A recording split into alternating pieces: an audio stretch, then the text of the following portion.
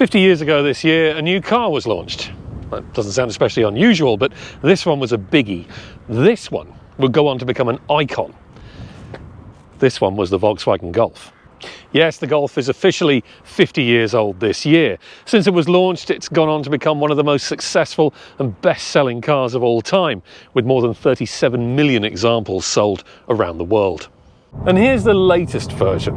It's been thoroughly updated, with features that the creators of the original Golf would have expected, such as new engines and improved interior trim and a more powerful GTI model, and a few that they could never have imagined, such as a plug-in hybrid version that can go long distances on electric power, and artificial intelligence built into the touchscreen.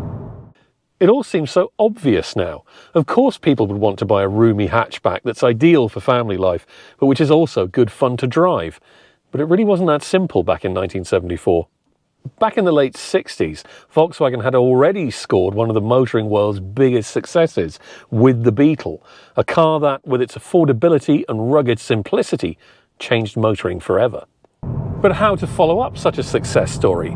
Well, Volkswagen went back to the drawing board and created a compact yet roomy family car with a water-cooled engine driving the front wheels and a hatchback for maximum practicality.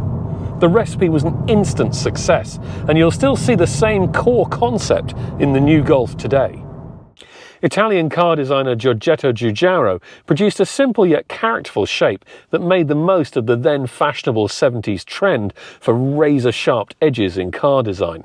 It wasn't that the Golf was the first front-drive family car, and nor was it the first with a hatchback, but it quickly became the most popular model with both those things, and it set the template for every family hatch that followed. That modernity meant the basics of the Golf didn't have to change as the years went on. By the time the Mark II came along, it had already got a little bigger and more sophisticated. And by then, the Golf GTI was already a motoring legend, with performance and driving fun mixed with family car practicality. The Mark III introduced the mighty VR6 model, which vied with BMW for power and sophistication. While the Mark IV had quality that no other car maker could match. The Mark V reinvented the GTI with a turbo and the poise of a Porsche, and the Mark VI and Mark VII models amped up the tech levels as the Golf became a computer on wheels. Which brings us to this, the Mark 8.5, the latest Golf. It's bigger than that 1974 original, but the basics are the same. Room enough inside for family life, desirable styling on the outside, and a chassis and steering to please the keen driver underneath. The latest Golf is seriously advanced. That big touchscreen is cutting edge, and it can be had with ChatGPT artificial intelligence to augment its voice control system.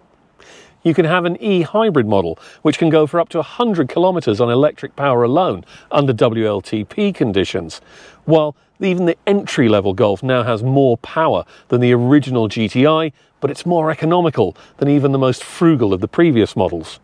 The newest GTI has more power than a 1980s Porsche, but it's still a practical family car. So what's next for the Golf? A fully electric version? Even sportier GTI and R variants? Well, maybe ask us again in 50 years. Something tells me the Golf will still be around.